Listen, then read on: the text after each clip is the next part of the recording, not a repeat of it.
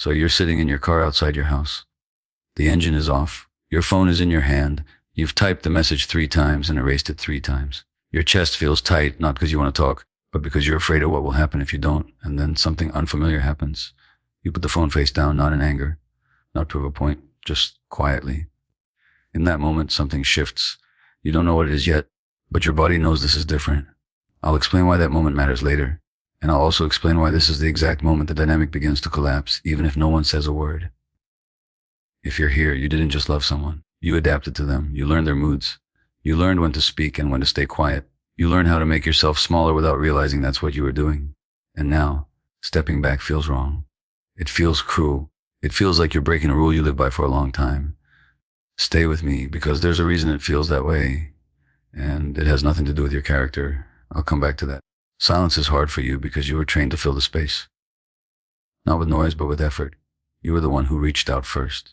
You were the one who smoothed things over. You were the one who carried the emotional weight so the relationship wouldn't fall apart. When you stop, your nervous system panics. It tells you something bad will happen if you don't fix it.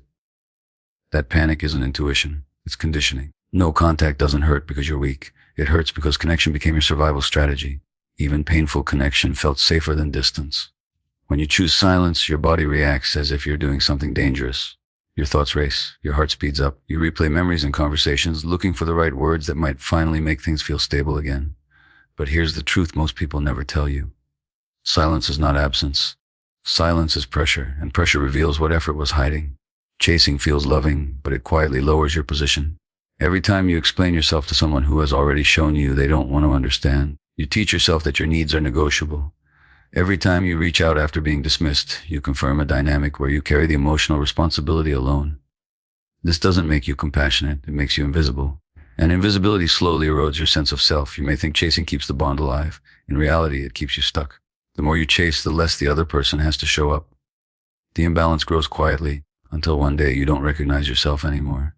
You're tired, but you can't rest. You're hurt, but you can't leave. You're loyal, but you're lonely. This is not love. This is attachment formed under pressure. Here is the spine line I want you to hold on to. Your power returns the moment you stop abandoning yourself. Let that sit with you. Because for a long time, you were leaving yourself to keep someone else comfortable. You were overriding your instincts, your boundaries, your truth, and you called it love.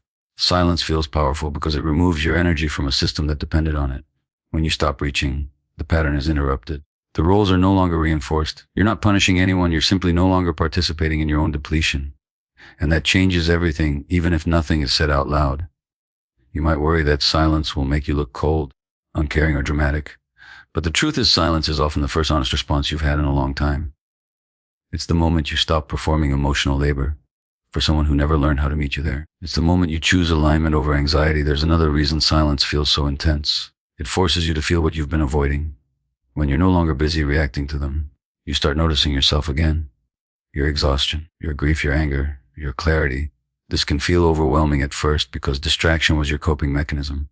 But this discomfort is not a sign you're doing something wrong. It's a sign you're finally listening. Your power returns the moment you stop abandoning yourself. That doesn't mean you stop caring. It means you stop self-betrayal. It means you stop explaining pain to someone who benefits from not understanding it. Right now, you might be wondering what happens on the other side of this silence. Do they feel it? Do they notice?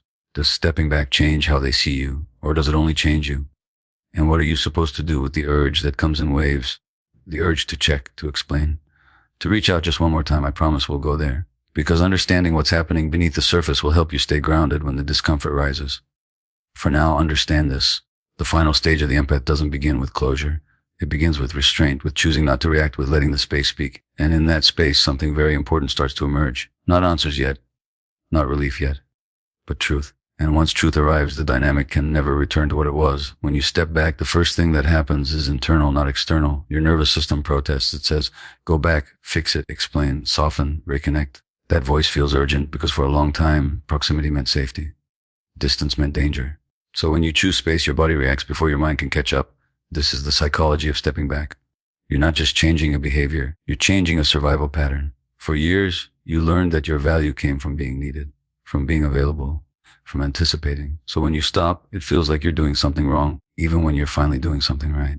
This discomfort is not a sign of loss, it's a sign of withdrawal from emotional overfunctioning. And withdrawal always feels uncomfortable before it feels freeing. Here's what matters. When you step back, the emotional balance shifts. The other person is no longer cushioned by your effort. They no longer receive reassurance without giving it. They no longer get access without accountability. This creates a vacuum, and people respond to vacuums in very predictable ways. At first, they often feel relief, not because they don't care, but because the pressure to respond disappears. They don't have to decide anything yet. But that phase doesn't last, because the system they were in relied on your presence. When your energy is gone, the structure starts to wobble. That's when confusion sets in, then curiosity, then discomfort. They begin to notice the absence not as silence, but as loss of regulation. They feel less grounded, less validated, less certain of their position. This is when the questions start forming in their mind. Why isn't she reaching out? Why isn't she fixing this?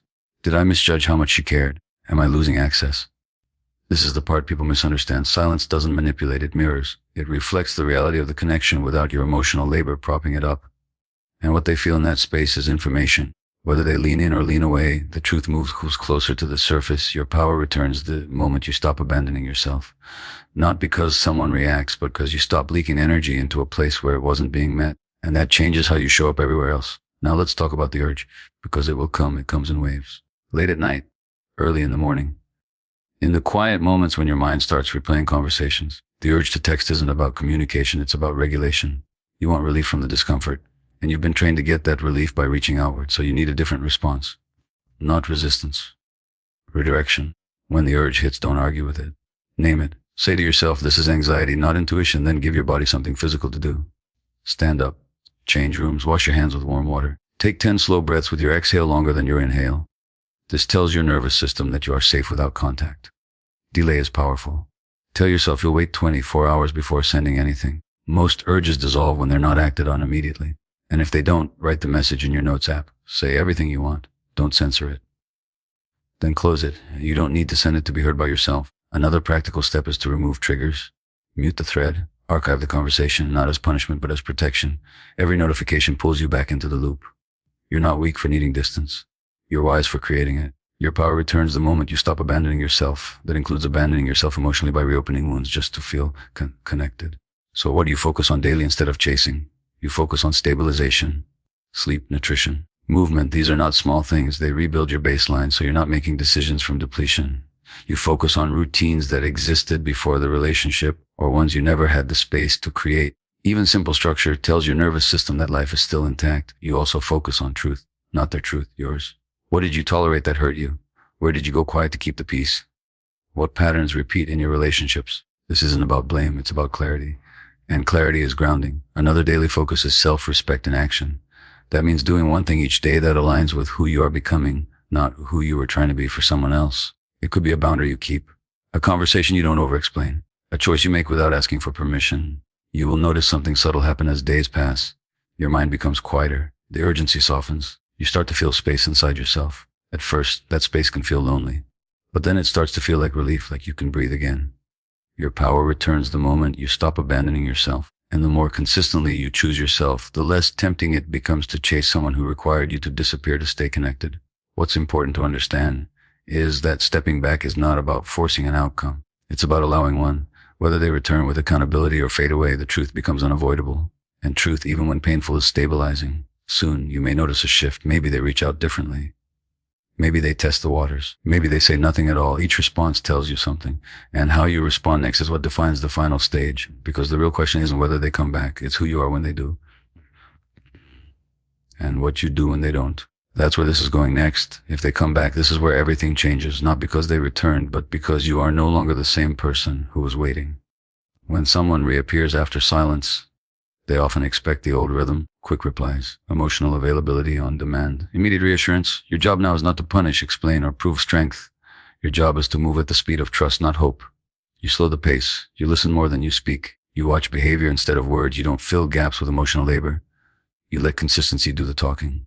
Boundaries don't need speeches. They show up as calm decisions. You don't rush back into closeness just because it feels familiar. Familiar is not the same as safe. Standards matter here, not in a rigid way, but in a grounded one. Are they taking responsibility or just expressing fear of losing you? Are they curious about your experience or focused on restoring their comfort? Do they respect your time, your limits, your need for steadiness? These answers show up quickly when you don't overfunction. If they push for immediate access, you pause. If they avoid accountability, you note it. If they try to slide back into the old dynamic without change, you don't argue. You simply don't participate. Your power returns the moment you stop abandoning yourself, especially when it would be easiest to do so. Now, if they don't come back, this is not a failure. It's information. Silence reveals truth either way. If someone disappears when you stop carrying the connection alone, then the connection was not mutual. That doesn't make you unlovable. It means you were doing more than your share. Closure in this case doesn't come from a final conversation. It comes from acceptance. Acceptance that you showed up fully. Acceptance that you told the truth through your actions. Acceptance that what faded was something that could not meet you where you are now.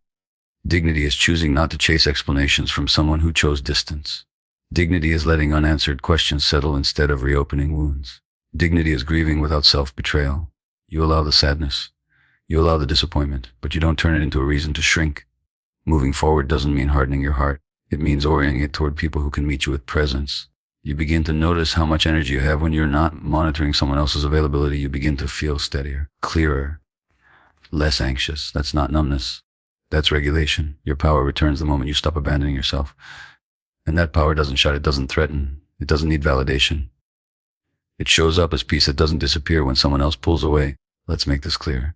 Silence reveals truth either way. If they come back with respect and change, you see it. If they don't, you also see it.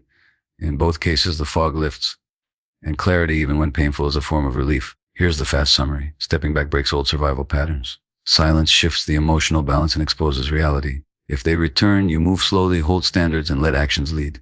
If they don't, you choose closure over chasing and dignity over explanation. In every outcome, you win yourself back. One clear action step. For the next 7 days, do not initiate contact. Not to prove anything, not to test them, but to observe yourself. Notice what comes up. Notice what softens.